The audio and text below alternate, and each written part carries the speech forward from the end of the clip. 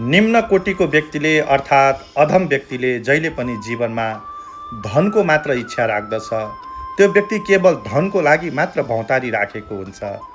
त्यसैले त्यस्तो व्यक्तिलाई निम्न कोटिको व्यक्तिको रूपमा वर्गीकरण गरिएको छ।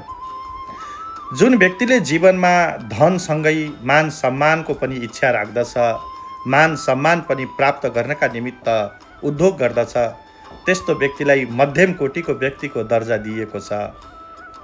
र चाणक्य नीतिका अनुसार जुन व्यक्तिले केवल मान सम्मान, सामाजिक कार्य र धर्मका लागि मात्र इच्छा राख्दछ भने त्यस्तो व्यक्तिलाई उच्च कोटिको व्यक्तिको संज्ञा दिएको छ।